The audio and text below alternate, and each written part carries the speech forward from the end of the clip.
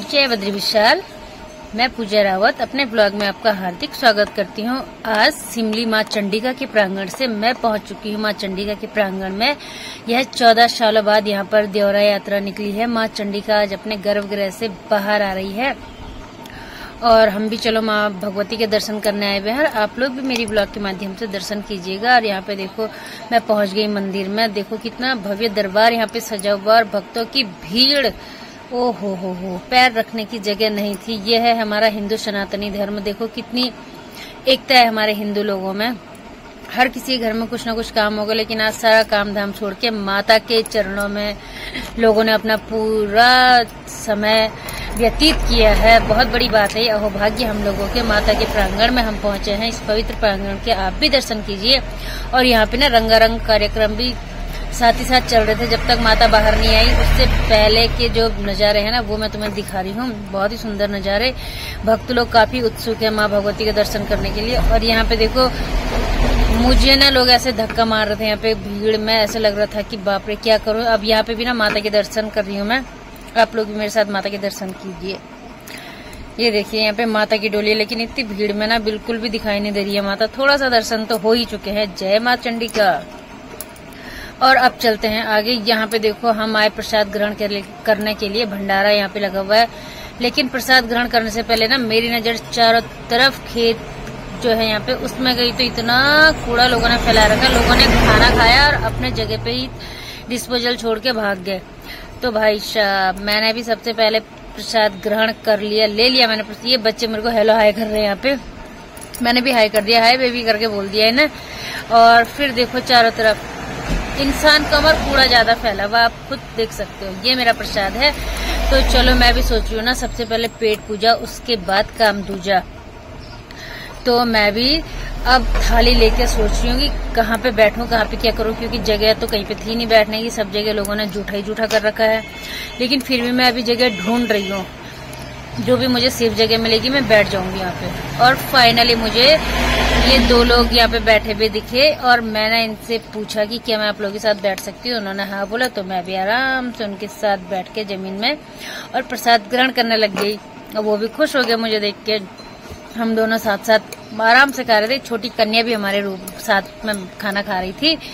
और उसके बाद मैंने सोचा कि पेट पूजा तो भाई अब हो चुकी है, क्योंकि बहुत प्रसाद तो वैसे ही टेस्टी होता। तो सोचा पेट पूजा होने के बाद थोड़ा कुछ ना कुछ कार्य कर लिया जाए।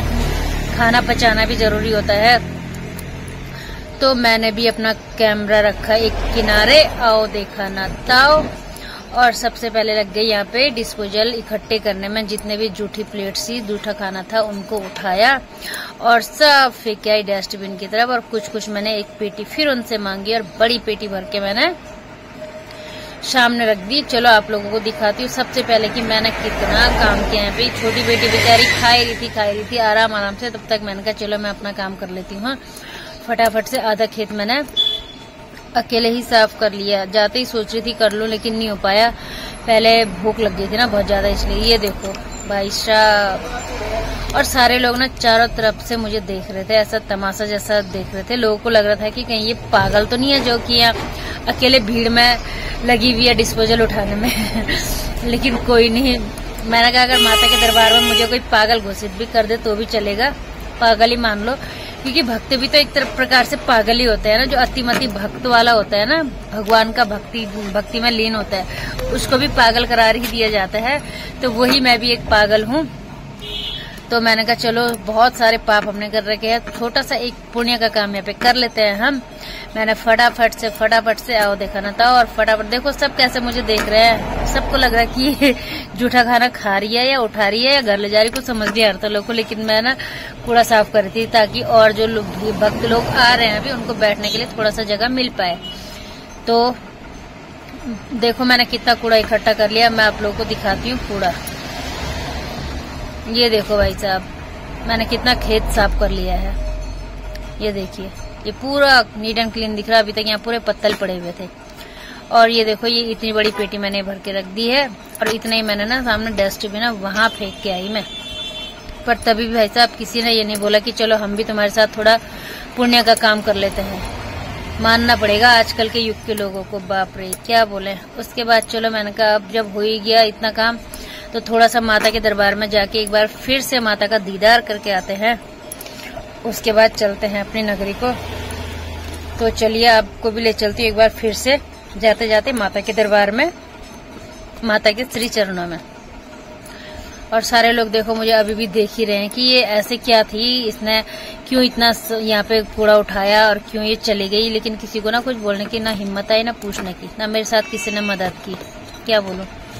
और भीड़ देखो ना, भीड़ तो बाप रे आते ही रह रही, आते ही रह रही। और ये देखो माता का भव्य दरबार, वाह। जय माँ चंडिका, जय माता चंडिका। सब पे अपना आशीर्वाद बनाए रखना माँ भगवती। और हर बार हमें अपने दरबार में, अपने श्री चरणों में बुलाते ही रहना, बस अपने दर्शन देते रहना माता। बाकी क्या बोले, एक छोटा सा पुण्य मैंने किया हुआ है आज माता के दरबार में आके। थोड़ा सा जूठे पत्थर उठा के बस बर्तन धोने का मौका मिलता तो शायद एक पाप और कट जाता, लेकिन बर्तन तो वहाँ पे थे नहीं ज्यादा, तो पत्थर उठा के मैं आ गई थी माता के दरबार में फिर से आशीर्वाद लेना माता रानी का। और यहाँ पे देखो जैसे मैं माँ भगवती का दीदार कर ही रही थी कि तब तक मुझे ना मेरे यहाँ के कुछ लोग मिल गए जानने वाले। मुझे लगता था मैं अकेले, लेकिन नहीं, काफी लोग मुझे मिल ही गए थे। काफी अच्छा लगा इनसे मिलकर, खुशी हो गई। मैंने कहा साथ घर चले गए, लेकिन हम फिर बिगड़ गए थे बाटा इधर उधर, पता नहीं कहाँ चले गए भीड़ में। तो फिर मुझे और भी यहाँ पे अभी कोई मिला था। देखो है जैसे मैं ये जमीन का अक्षत वक्षत दिखा रही थी ना आप लोगों को कि कैसे जुनियाल फेंकते हैं, जब चाण बाण उतरते हैं माँ भगवती के साथ, वीर चाण बाण भैरव सब उतरते एक साथ। उस टाइम पे जुनियालों की वर्षा होती है बहुत ज्यादा, बहुत ज्यादा। ये देखो जुनियाल और फूल बहुत ज्यादा फेंके जाते हैं, इन्हीं से माता ज्यादा नाचती है। और ये सारे दर्शन करते करते लास्ट टाइम मैंने कहा चलो शेर के भी एक बार दर्शन कर ही लेते हैं, माँ भगवती का जो असली होता है वाहन। और तब तक मेरी भतीजी लोग, मेरी दीदी लोग मुझे यहाँ पे फिर से मिल गए थे। बस थोड़ा सा इनसे बात की। मामी लोग तो मिले नहीं, पता नहीं इस भीड़ में वो कहाँ गुम हो गए। गुन्नू भी अकेले अकेले घूम रही थी।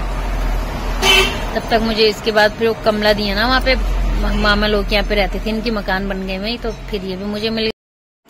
और सभी लोगों से विदा लेते हुए, माँ भगवती से विदा लेते हुए मैं चल दी अपने घर को, प्रस्थान कर लिया।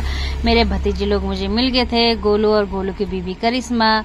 तो धन्यवाद करना चाहूंगी गोलू लोगों का भी, जो कि मुझे जाने के लिए फ्री गाड़ी मिल गई। मेरे 50-60 रुपए बच गए सिमली से लंगासू तक का किराया। तो चलो अब चलते हैं इस सफर का आनंद लेते हुए अपनी नगरी फिर से लंगासू में। फिर मिलेंगे आपको नेक्स्ट और नए ब्लॉग में और इंटरेस्टिंग वाले ब्लॉग में। आप लोगों को ये ब्लॉग कैसी लगी जरूर कमेंट्स बॉक्स में बताइएगा। अगर पसंद आए तो जरूर इसी तरह की ब्लॉग फिर से लेके आऊंगी, अदरवाइज कुछ और ब्लॉग लेके आऊंगी। तो सबके लिए बाय बाय, जय माता दी, माँ भगवती सब पे अपना आशीर्वाद बनाए।